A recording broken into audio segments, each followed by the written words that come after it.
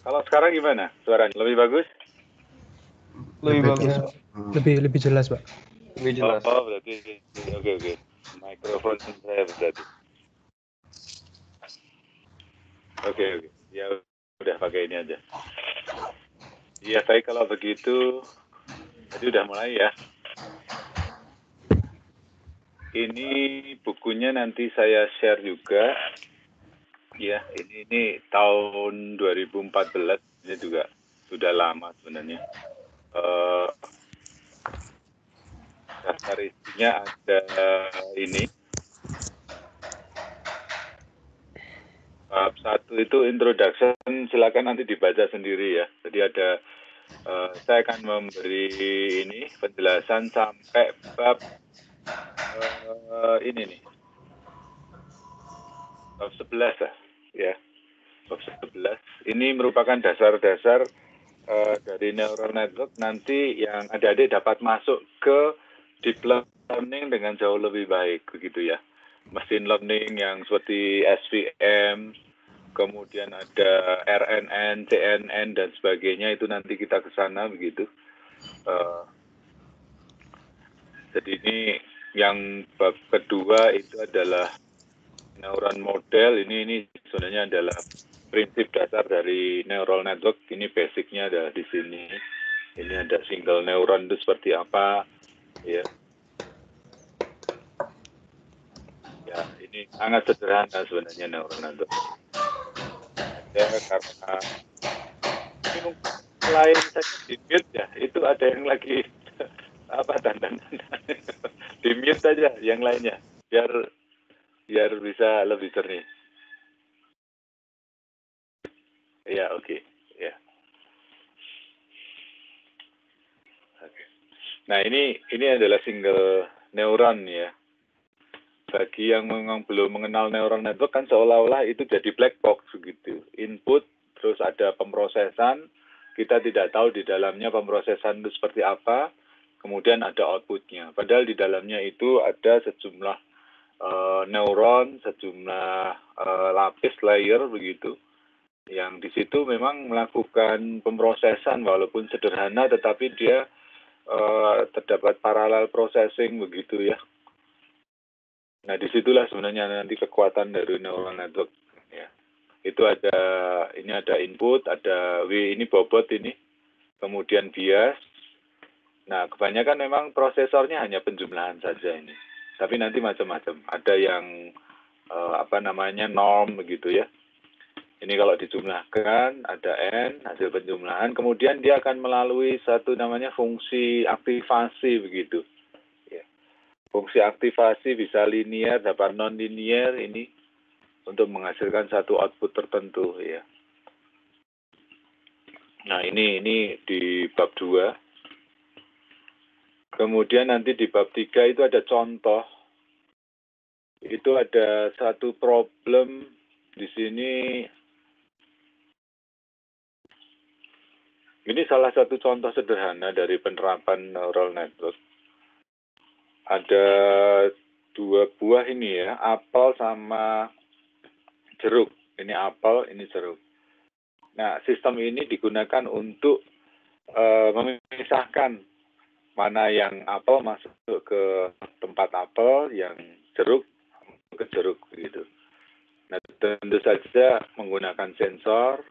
Sensor ini ada 3 sensor, mana ya?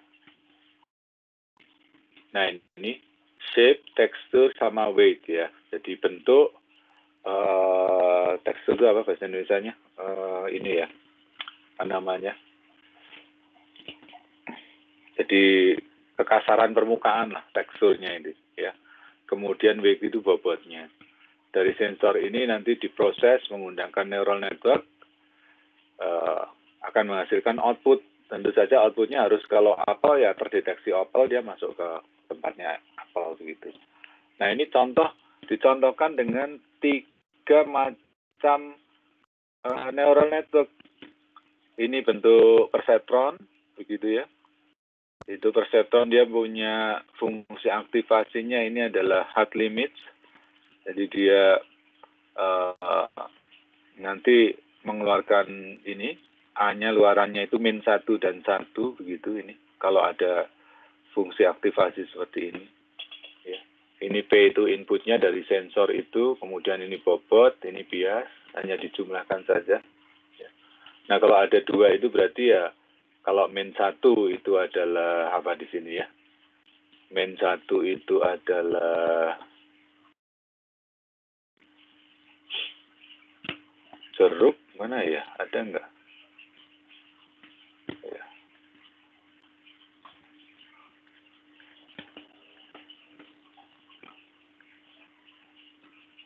Nah ini, -1 itu jeruk, 1 itu apple. Ya. Jadi di sini, jaringan saraf tiruan yang sederhana ini digunakan untuk, ini yang kasus 2 input, ini, yang ini ya. Digunakan untuk mengklasifikasi sebenarnya, mengenali ya. Kalau dengan data-data sensor yang diperoleh begitu, ini itu jeruk atau apel ya. Karena kan jeruk sama apel kalau nanti dibedakan dari 3 ini kan shape dapat jadi bentuknya sama kan. Kalau dari sini, ini bentuknya itu mirip-mirip ini. Ya. Kalau tekstur apel lebih halus daripada jeruk. Jeruk biasanya agak kasar. Kemudian bobot bagaimana? Ya, bisa jadi mirip-mirip juga ya. Jadi yang membedakan bisa jadi hanya tekstur saja. Nah, dari data sensor ini neural network harus dapat memisahkan sehingga nanti outputnya di sini dia akan mengeluarkan -1, itu kalau -1 ini berarti adalah jeruk, kalau 1 itu adalah apel begitu ya. Kemudian jaringan yang kedua adalah Hamming ini. Hamming network itu seperti ini. Ini ada layer maju feed forwardnya. Ya. Ini menggunakan fungsi aktivasinya adalah linear ini ya. Linear tentu saja A itu sama dengan N di sini. A1, N1 ini sama. Tapi ini outputnya itu menjadi nilai awal dari di sini ada satu komponen delay di sini, ya. Menjadi nilai awal, kemudian dia akan rekursif begitu, dia akan diproses terus-menerus sampai dia konvergen dia. Kemudian ini ada fungsi aktivasi yang baru ini kan, beda dengan ini, ya. Nah ini ada jaringan layer recurrent layer di sini. Ini yang membedakan dengan tadi yang perseptron tadi ya. Nah, kalau di sini nanti kira-kira A-nya ini apa ini kira-kira ya? Inputnya sama P, tetapi di sini A2T ini apa kira-kira ya? Nanti coba dipelajari. Kemudian yang ketiga itu adalah Hopfield ya. Mana ini? Nah ini Hopfield network. Hopfield network kira-kira mirip kan dengan Hamming tadi, tetapi tidak ada feed forward layernya, dia langsung input, dia menjadi inisialisasi dari komponen delay-nya di sini. Ya. Kemudian dia akan dihitung terus-menerus ini recurrent sampai dia konvergen. Ya. Ada dia bisa melihat bedanya ya. Nah, dari perbedaan itu, nanti coba digali ini apa sebenarnya perbedaan arsitektur ini, itu bagaimana cara Hopfield itu mengetahui bahwa ini itu jeruk atau apel. Gimana pola yang dibentuk dari jaringan ini, jaringan saraf tiruan dari Hopfield. Begitu juga yang Hamming. Hamming itu bagaimana ini? Pola yang dia bentuk itu apa bedanya dengan perseptron tadi ya? Ini ada Hamming, kemudian tadi ada perseptron, satu lagi adalah Hopf field, ya. Nah, ini di bab 3 ini nanti adik-adik diberikan ilustrasi saja bahwa di dalam neural network itu ada arsitektur-arsitektur yang berbeda begitu, yang memungkinkan itu terjadi satu pemrosesan yang memang berbeda, tetapi dapat jadi tujuannya sama begitu, ya. Nah, itu ada karakteristik-karakteristik yang nanti bisa dipelajari. Oke ya, itu secara umum dulu saja. Kemudian bab 4 ini mengungkap tentang aturan belajar dari perseptron ini. Tadi sebenarnya perseptron sudah ada. Oke, di sini. Nah, kita merujuk kembali ke sini. Ini perseptron dengan fungsi aktivasinya ini hard limb. Kalau gambarnya seperti ini dia hanya 0 dan 1 ya. Kalau yang hard limit yang satu lagi yang simetrik itu min 1 dan 1. Nah, ini dengan jaringan seperti ini itu bagaimana ya? Sebuah jaringan seperti ini dia dapat belajar sehingga dia dapat mengklasifikasikan suatu benda tadi misalkan jeruk atau apa gitu ya. Atau nanti dia dapat menjadi sebuah fungsi, aproksimasi fungsi, misalkan ada AND gate, NAND gate atau XOR gitu ya. XOR udah agak kompleks ya. Misalkan OR gate atau AND gate gitu. Bagaimana? Dia dapat belajar sendiri gitu ya. Sampai akhirnya dia menjadi sebuah fungsi yang kita inginkan ya, salah satunya menjadi AND gate misalkan begitu. Nah, itu sebenarnya tergantung dari kemampuan dia belajar. Nah, belajar di sini sebenarnya apa? Belajar di sini tuh sebenarnya adanya perubahan ini bobot sama bias. Ini yang berubah. Ya. Nah, tentu saja pertanyaannya bagaimana aturan berubahnya sehingga sebuah jaringan saraf tiruan itu nanti menjadi suatu fungsi yang kita inginkan begitu. Kalau jadi OR gate ya jadi OR gate begitu. Kalau misalkan nanti digunakan untuk mengenal pola ya jadi seperti itu, mengenal tulisan, mengenal karakter. Nah, itu dia akan belajar sampai sesuai dengan yang kita inginkan. Nah, itulah kemampuan dari neural network ini. Jadi dia neural network itu kenapa dikatakan cerdas itu karena dia memiliki kemampuan untuk belajar. Belajar dalam hal ini itu adalah mengubah bobot-bobot ini agar sesuai dengan diinginkan. Nanti yang diinginkan kan apa? Yang diinginkan itu adalah misalnya ini jaringan ini diinginkan menjadi sebuah fungsi, itu tentunya ada target ya, sehingga nanti ada namanya belajar itu supervisory learning gitu ya, ada supervisornya, ada targetnya atau ada labelnya kadang-kadang orang bilang ya. Nah, dengan adanya label atau target itu kita dapat membandingkan dengan outputnya. Kalau target dikurangi output itu kan error ya. Jadi error itu nanti kita dapat bentuk menjadi satu ukuran kinerja dari baik buruknya sistem yang kita buat, apakah dia menuju yang kita inginkan atau tidak. Nah, dari kinerja itulah nanti bobot-bobot ini diubah ya dari error itu. Ya, itu yang supervisory. Nanti ada yang unsupervised learning ada juga ya.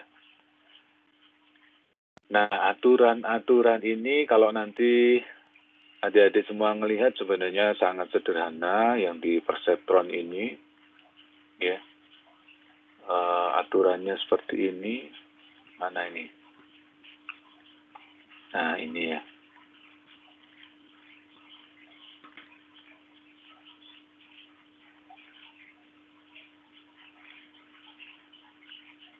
Nah, ini aturannya sederhana. Ini memang ada target ya, supervised learning. Jadi jika target sama dengan A, target itu adalah nilai yang diinginkan. A itu adalah output atau keluaran dari neural network-nya. Kalau sama, ya sudah, bobotnya nggak usah diubah kan, karena udah sama gitu. Tetapi kalau targetnya 1, A-nya 0, nah kan beda ini, ya. Itu diganti dia, bobot yang baru sama dengan bobot yang lama ditambah P-nya, ditambah inputnya. Kebalikannya, kalau T-nya 0, A-nya 1, itu dikurangi, ya. Atau dalam bentuk seperti ini lebih general ini, ya. Bobot yang baru sama dengan bobot yang lama ditambah error. Error itulah target dikurangi A, kalikan P-nya, ya. Ini adalah aturan belajar dari perseptron, ya. Tentu saja ini kenapa begini, itu diturunkan dari atas, ya. Adik-adik bisa lihat itu. Nah, itu kira-kira adalah perseptron learning rule, sehingga kita dapat ketahui bahwa di neural network itu prinsipnya sebenarnya hanya ada 2, jaringan saraf tiruannya, arsitekturnya seperti apa, kemudian mekanisme belajarnya atau aturan belajarnya itu bagaimana, gitu.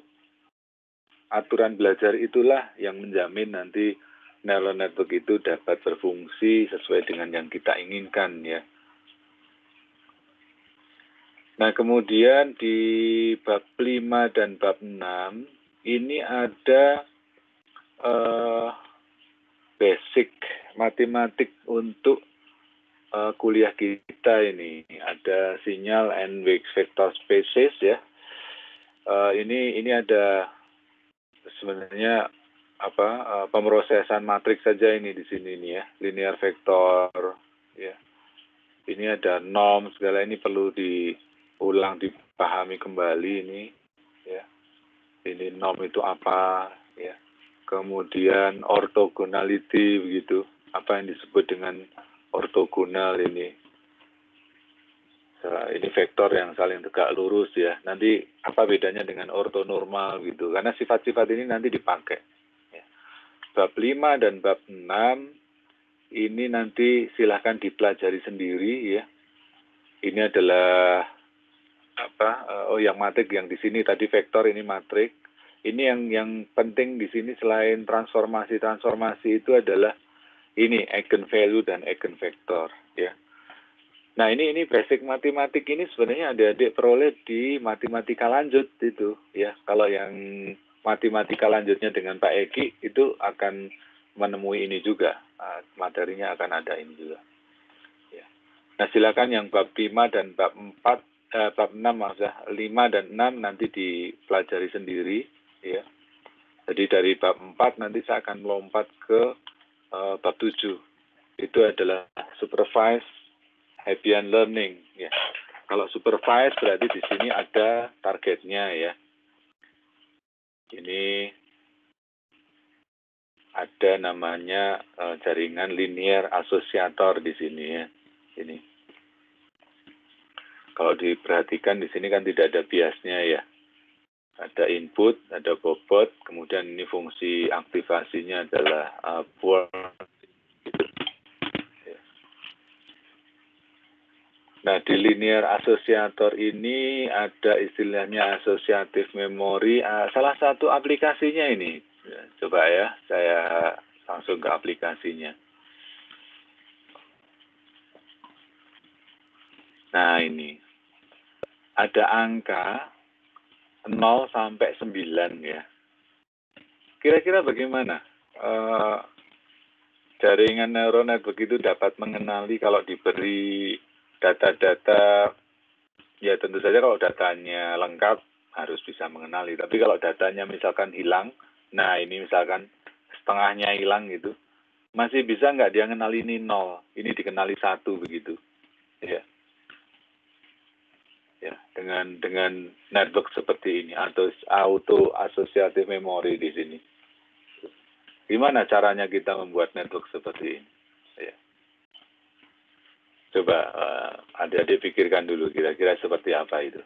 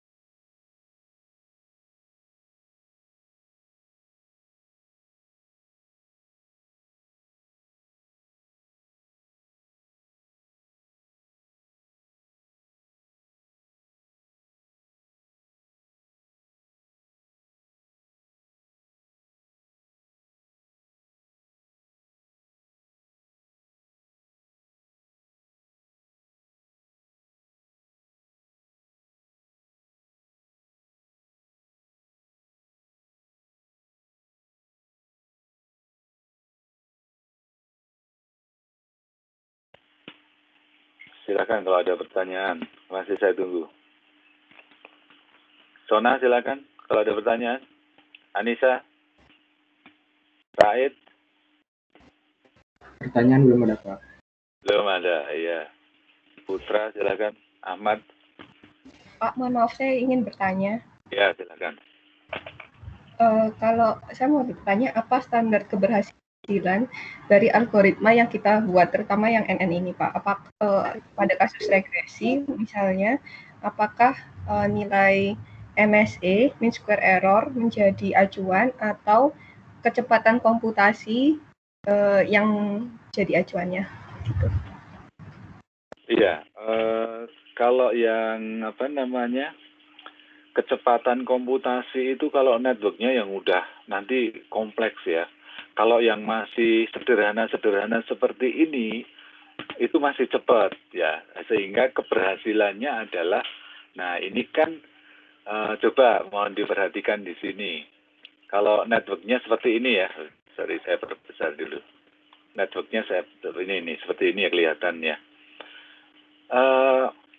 Yang menjadi target itu adalah sebenarnya adalah data ini ya. Ini kita harus punya data ini. Jadi ini kenapa P1,T1 ini dia input sekaligus target ya. Maksudnya input sekaligus target itu ketika di awal dia harus belajar, artinya bobot-bobot ini kan awalnya kan Ovi berapa? Pertama diberikan nilainya berapa? W-nya? Biasanya random, Pak. Dari 0 sampai 1. Boleh random, boleh di 0 semua, ya. Silakan itu. Bisa random, oke di random aja. Nah, kalau di random, tentu saja kalau inputnya diberi nilai ini, nilai yang 0 ini ya, ini ada berapa data ini? 30 data. 30 data kan dia 0101 atau min 11 ya, min 11 boleh begitu. Misalkan ini yang 0 ini, P1 ini min 1111 min 1 gitu. Ini datanya ini ya. Kalau pertama W-nya random, kira-kira A-nya ini outputnya hasilnya apa? Bayangin dulu karena adik-adik belum sampai ke sini kan, ya udah di logika dulu aja. Nanti kalau sampai waktunya di sini kita akan detail di sini. Ini outputnya juga 30 kali 1 kan, artinya sebenarnya inputnya ini, outputnya juga 30 data. Tetapi kan ketika bobot W ini random, nah output 30 kali 1-nya kira-kira bentuknya seperti apa? Apakah bentuknya sama dengan ini, 0 ini? Tidak, Pak. Gimana, Ovi? Tidak, Pak. Tidak kan. Nah, disitulah dibutuhkan pembelajaran. Artinya si network ini harus belajar dulu deh, gitu kan. Nah, belajar itu sampai dikatakan berhasil gimana? Ya, berhasil kalau dia diberi input 0, A-nya juga 0 juga, diberi input 1, A-nya 1, diberi input 2, A-nya 2, outputnya 2, sampai seluruhnya. 0 sampai 9 kalau diberi itu harus menghasilkan output yang sama dengan inputnya. Ini yang disebut auto associative memory itu, network ya.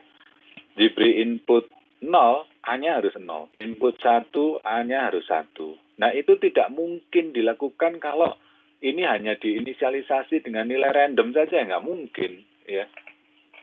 Itulah dia butuh aturan belajar, dia butuh belajar sampai nanti berhasil di mana ya. Kalau sudah A-nya itu sama dengan P-nya, inputnya ini gitu. Tentu saja maksud P itu targetnya ya, ini yang aslinya. Jadi ini sebagai target. Karena nanti kalau ini dia sudah belajar, sudah sukses belajarnya, nah dia diuji kan. Nah, dimasukin dia kan, misalnya lah ini diaplikasikan untuk mengenal itu tuh, plat mobil tuh, ada huruf sama angka, ya anggap aja angkanya dulu yang dikenalin kan. Kan kadang-kadang ada kena lumpur gitu, entah waktu motret ada orang lewat gitu, kan ketutup dia itu. Nah, bisa enggak dia kalau datanya 50% tertutup gitu, dia masih bisa ngenalin enggak gitu. Tentu saja pasti nanti terbatas ya, misalkan datanya 60 atau 70% hilang, ya sudah dia bingung, nggak bisa ngenalin lagi. Ya itu wajar. Tapi kalau 50% masih bisa ngenali ya udah hebat itu, udah bagus. Ya, kira-kira seperti itu ya, bisa ini dipahami? Iya Pak, terima kasih. Sama-sama. Ya. Oke, itu ini memang masih sederhana. Jadi betul tadi masalah komputasi itu nanti kalau problemnya itu kompleks, nah itu bisa jadi lama berjam-jam gitu ya. Kalau problemnya sangat-sangat kompleks bisa jadi berhari-hari ya. Tetapi mohon dibedakan antara belajar dengan kemampuan sebuah neural net. Dia udah cerdas, sudah belajar ya. Artinya dia sudah mengumpulkan pola-pola itu ketika dia dihadapkan pada problem yang sesungguhnya karena dia udah belajar, ya bisa langsung cepat dia. Kan prosesnya cuma feed forward aja ya. Yang proses nanti backward itu adalah dia belajar mengubah bobot. Yang lama itu yang mengubah bobot, yang belajar itu. Tapi kalau dia sudah belajar, ya sudah dia tinggal mengaplikasikan aja bobotnya itu untuk menghitung input, dia akan menghasilkan nilai luarannya akan sesuai gitu ya. Nah, tetapi nanti kalau ada pola-pola baru yang dia belum pernah belajar, ya pastinya dia salah juga begitu kan. Ya nggak apa-apa, itu memang wajarnya seperti itu. Dia harus belajar lagi begitu. Masukkan aja data baru itu, dia biarin dia belajar lagi sendiri begitu. Ya, dia akan mengenali lagi dan nanti kalau ada kasus yang sama, ya itu akan dikenali lah. Ya. Nah, di supervise ini apa tadi ya, Hebbian ya.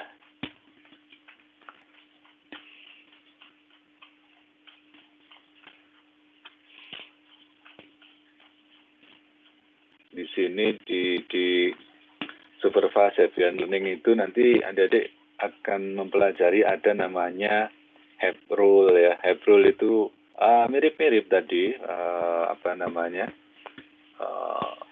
aturan belajar yang perseptron tadi ya. Tetapi memang ini lebih umum begitu. Juga ada pseudo inverse rule ya. Ini nanti kalau mencari karena dia butuh inverse, tapi kan ini ya. Ini terkait itu karakteristik dari vektor-vektor input yang tidak ortonormal begitu. Kalau ortonormal nanti memang menggunakan Heb rule itu bisa itu ya. Mana ini? Ini Heb rule ini aturan ini yang menemukan Heb lah, itu ahli biologi itu ya. Ini sangat generik tadi kan. Kalau yang perceptron rule itu kan bobot yang lama ditambah error dikalikan P ya. Nah, kalau ini general, ini ada alpha itu adalah learning rate, kemudian fungsi dari outputnya dan fungsi dari inputnya ya. Nah, ini sebenarnya sangat umum dan ini bisa dikatakan unsupervised. Mengapa dikatakan unsupervised? Karena tidak butuh target di sini ya.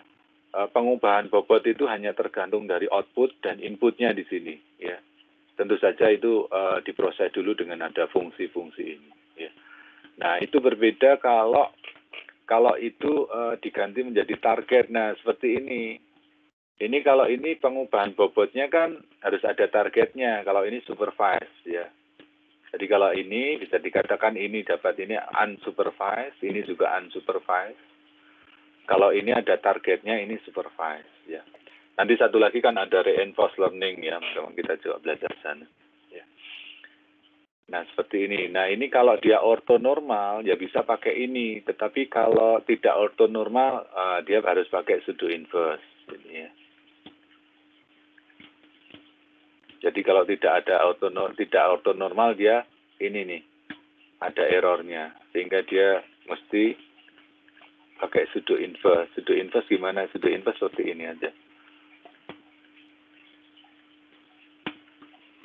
Nah ini W atau bobot sama dengan target kalikan P plus PI plus itu ini adalah inverse dari P, tapi karena dia adalah matrik kolom ya. Jadi inverse-nya itu seperti ini. ini salah satu aturan mencari pseudo inverse ini 734 ini. Nah, itu kan berarti adik-adik nanti belajar aturan-aturan bagaimana mengubah bobot sebenarnya ya. Ada pseudo ada pseudo inverse ini, ada have rule, ada tadi yang awal itu perceptron ya. Ini masih sederhana begitu. Nah, masuk ke sini, masuk ke bab 8 ini, bab 8 dan 9 itu sangat terkait ya. Bab 8 dan 9 terkait sama prinsip optimisasi ini. Ya. Nanti yang juga udah menyebut tadi rata-rata kuadrat error ya, root mean square gitu ya. Itu muncul dari sini. Kalau kita berbicara tentang sesuatu yang optimal, itu kita bicara paling tidak dua hal sebenarnya ya. Yang pertama adalah performance services atau nanti performance index, yang di dalamnya itu ada optimum point. Ya. Satu lagi kita berbicara performance yang bab 9 ini, optimization. Ya. Yang bab 8 ini terkait dengan satu indeks kinerja atau alat ukur mungkin gitu ya. Sebuah sistem dikatakan baik atau buruk, itu kita punya fungsinya untuk mengukur itu ya. Ini yang disebut dengan performance services ya. Coba bayangkan mungkin, saya berikan ini saja deh, berikan contohnya di sini, mungkin ada nggak?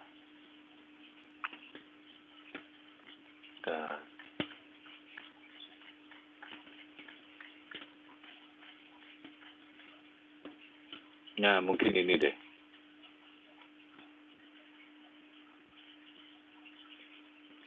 Bayangkan yang sumbu vertikal ini itu adalah nilai error yang direpresentasikan dalam fungsi ini. Fx sama dengan 3x pangkat 4 dikurangi 7x kuadrat dikurangi setengah x ditambah 6 ya. Ya, asumsinya begitulah fx itu ya.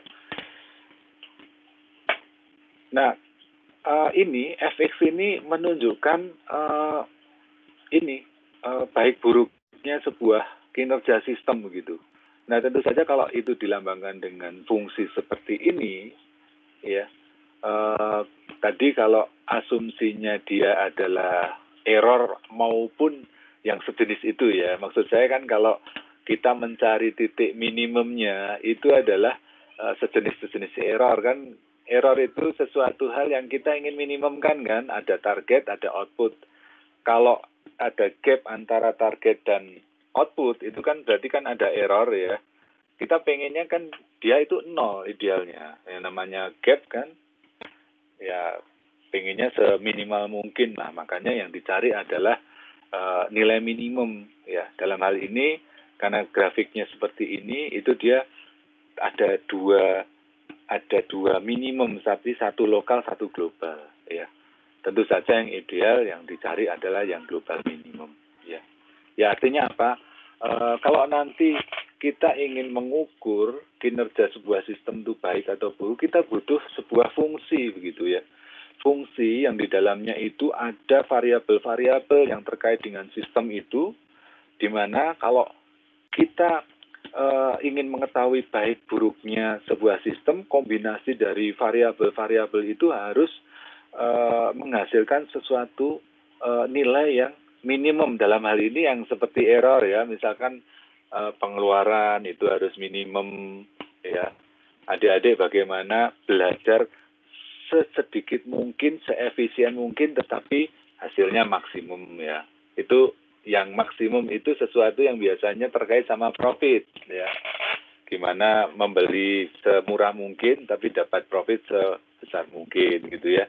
Nah, itu bisa. Jadi bisa minimum, bisa dicari maksimumnya ya. Nah, performance index inilah yang digunakan untuk merepresentasikan kinerja itu. Ya. Nah, proses optimisasi itu adalah proses mencari itu mencari kombinasi dari variabel dari parameter lah di dalamnya sehingga sistem itu mencapai kinerja terbaiknya. Dalam hal ini nanti mencapai nilai ekstrimumnya ya, di sini global minimum. Nah, yang performance optimization itu nanti ada di bab 9 ini. Itu di sini ada 3 algoritma, Steepest descent, Newton, kemudian conjugate gradient ya.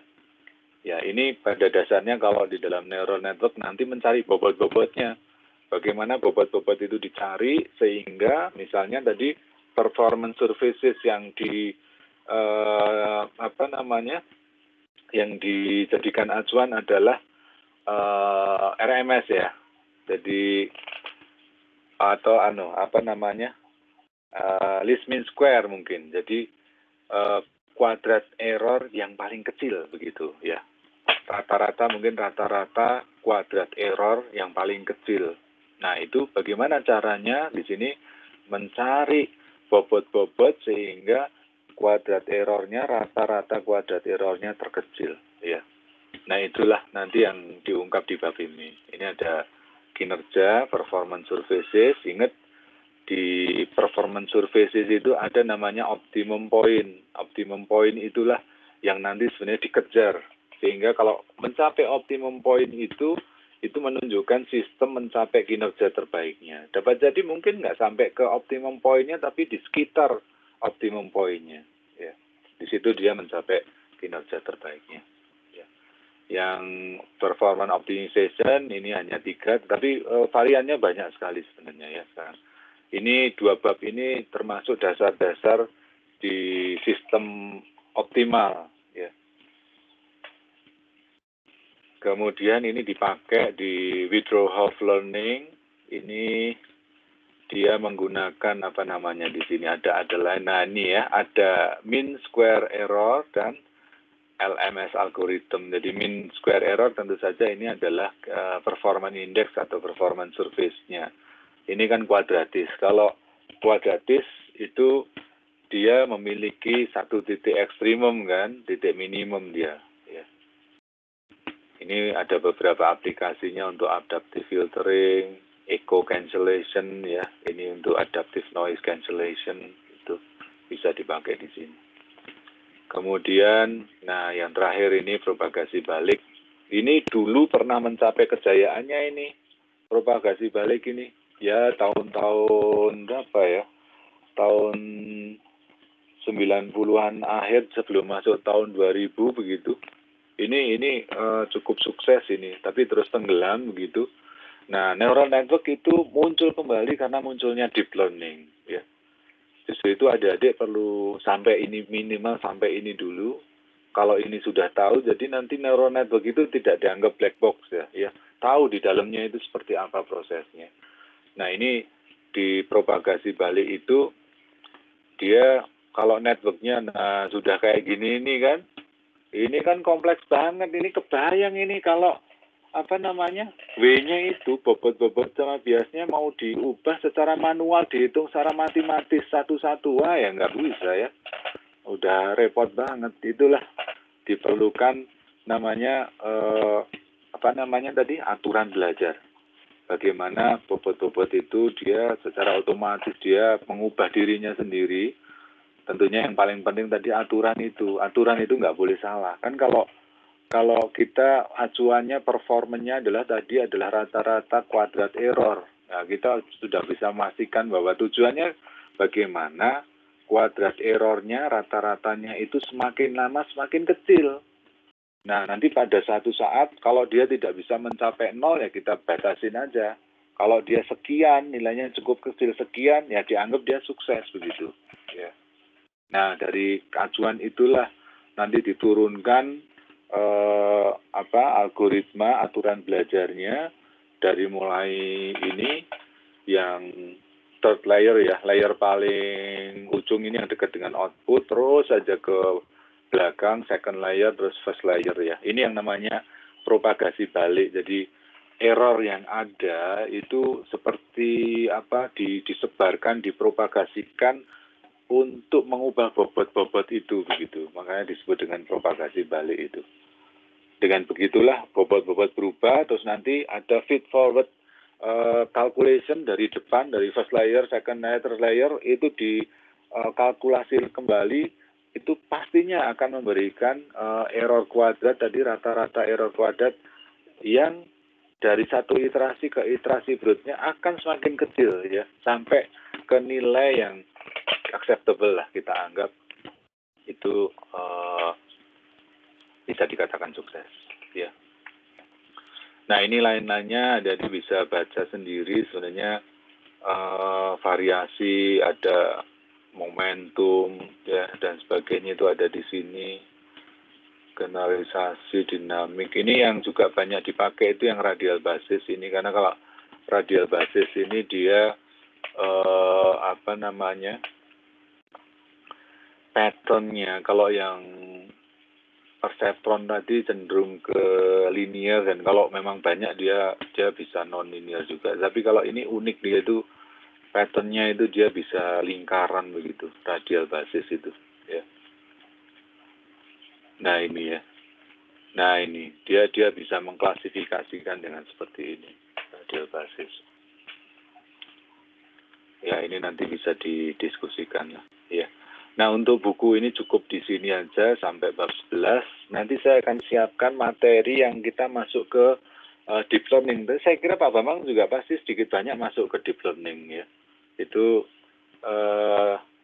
entah nanti RNN atau CNN begitu, saya akan siapkan begitu. Juga ada sebenarnya di kendali cerdas itu ada computational algorithm ya, seperti genetic algorithm, Firefly, terus ada seperti Swarm, itu ada, dia perlu tahu itu nanti ya. Jadi sistem cerdas itu mestinya memang ada fuzzy sekarang sudah banyak ditinggalkan begitu. Neural network yang konvensional seperti ini hanya sebagai basic ya, sehingga harus masuk deep learning. Di situ adik-adik bisa tahu kekuatan dari sistem cerdas seperti apa itu di deep learning itu. Plus satu lagi yang banyak masih digunakan adalah computational intelligence itu, computational algorithm lah ya. Ya, seperti Shark, Swarm dan sebagainya itu nanti juga perlu dipelajari adik-adik ya. Nah nanti saya nggak tahu, memang kadang-kadang itu materinya banyak banget. Nah kita harus memilih dan mungkin juga dikombinasikan dengan tugas adik-adik. Nanti mungkin akan saya beri tugas untuk mempelajari algoritma tertentu dan coba di-share nanti ke teman-teman dalam bentuk diskusi. Ya. Kira-kira seperti itu materinya. Terus saya lupa ininya ya, Pak Bambang apa sudah memberitahu aturan ininya ya, penilaiannya ya?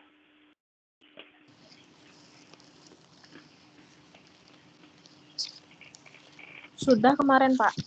Oh ya sudah, kalau udah di Pak Bambang ya sudah. Biasanya memang ada tugas dari saya dan Pak Bambang, nanti ya 50-50 lah nilainya begitu ya. Dan memang kalau di S2 lebih banyak tugas besar sama satu ujian dah. Entah itu UTS, entah itu UAS gitu. Tapi kalau memungkinkan ya memang ada UAS dan UTS dan satu tugas besar. Cuman kadang-kadang saya lihat Pak Bambang memberikan tugas besar, saya juga tugas besar. Waduh, jadi yang mahasiswa yang repot. Ya, nanti kita lihatlah. Saya pikir biasanya bukan tugas besar, saya mungkin akan berikan ini aja, pendalaman ke algoritma itu, sehingga adik-adik itu punya wawasan yang luas tentang sistem cerdas, tidak hanya neural network di basic tadi itu, tapi deep learning itu harus dikuasai. Dan satu lagi adalah computational intelligence itu, ya. Itu kalau adik-adik tahu itu semuanya, udah itu untuk fight, untuk menghadapi masalah-masalah terkait dengan kecerdasan, ya insya Allah itu bisa dipakai lah, ya. Gitu. Baik, saya kira dari saya itu dulu, silakan kalau ada pertanyaan.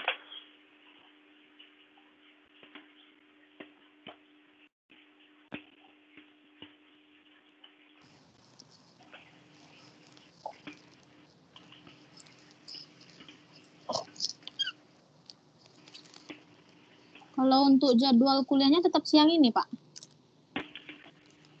Kalau tidak bentrok, kita tetapkan siang aja ya, karena jam 7 sampai jam 11 itu saya ngajar matlit sama sistem instrumentasi begitu. Iya. Jadi bisanya mulai sebenarnya jam 1. Jam 1 sampai jam 2 atau jam 2 sampai jam 3, silahkan dipilih aja.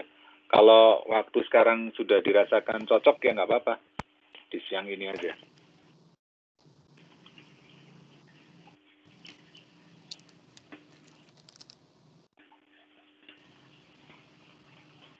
Ya, ada lagi.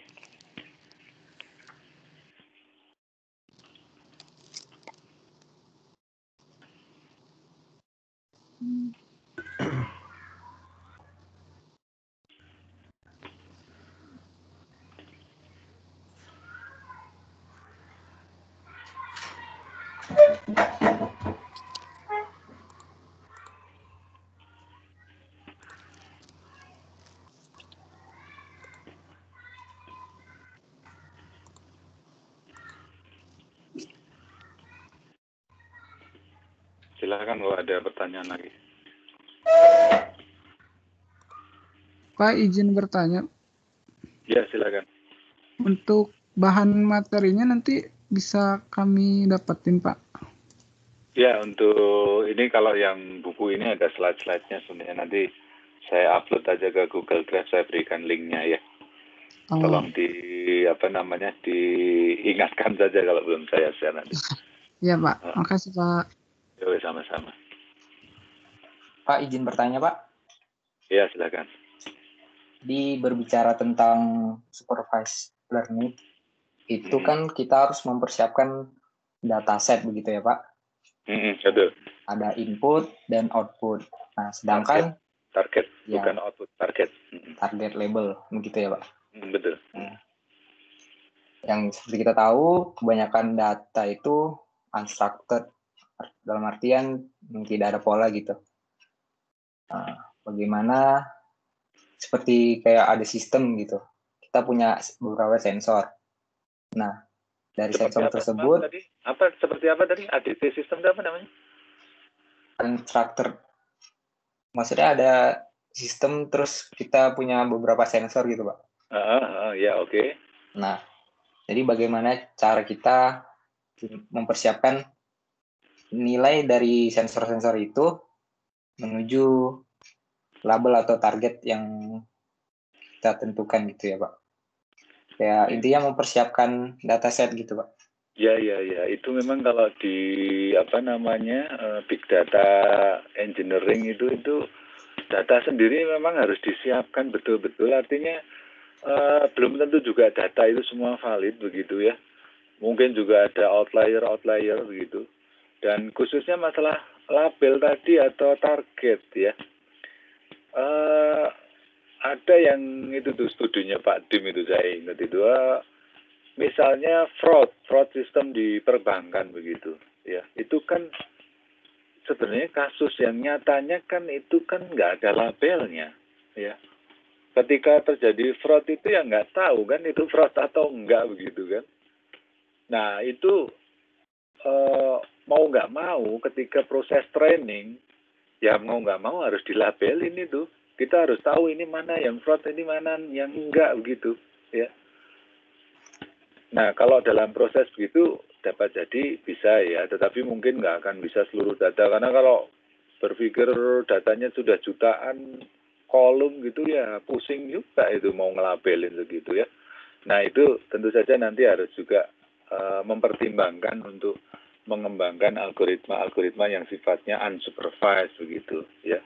Atau pakai reinforced learning, artinya kalau belajar dengan reinforced learning itu kan kalau benar ya diberikan respon, oh ini benar, kayak kita punya anak-anak itu kalau benar kita beri hadiah, ya kita beri cium gitu misalkan gitu, itu kan sebuah respon positif ya, jadi anak tahu oh ini benar gitu ya, ya seperti itu. Jadi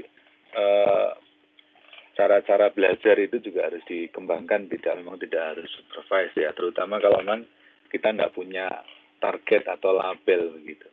Ya. Dilihat dulu nanti secara detail lah ya, itunya data-data sensor apa. Tapi saya kira kebanyakan sistem kita pasti punya bayangan pola-polanya. Walaupun secara detail, misalkan tadi kalau contohnya fraud gitu, ini polanya gimana ya fraud itu? Ya kita harus menemukan pola itu di dalam kerumunan data yang kompleks. Nah itu memang jadi tantangannya di situ ya. Nggak mudah di situ. Ya. Nah kita coba nanti kasus per kasus saja. Ya. Ada lagi pertanyaan?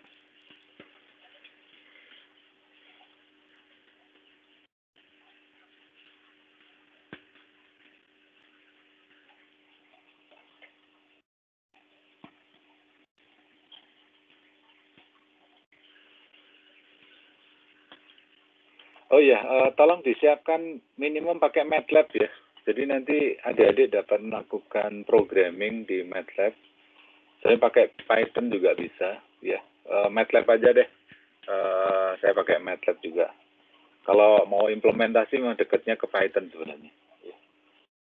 Nggak apa-apa itu. Saya kira kalau bahasa pemrograman, kalau MATLAB bisa, Python juga bisa, nggak ada masalah.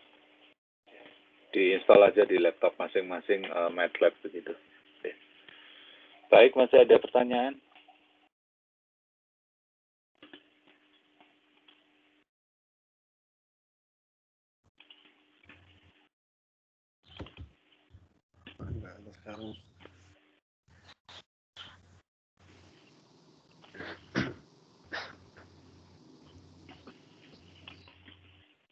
Oke, kalau tidak ada, mungkin saya cukupkan dulu sekian ya. Sementara ini silakan nanti adik-adik baca-baca dulu di acuan yang saya berikan begitu.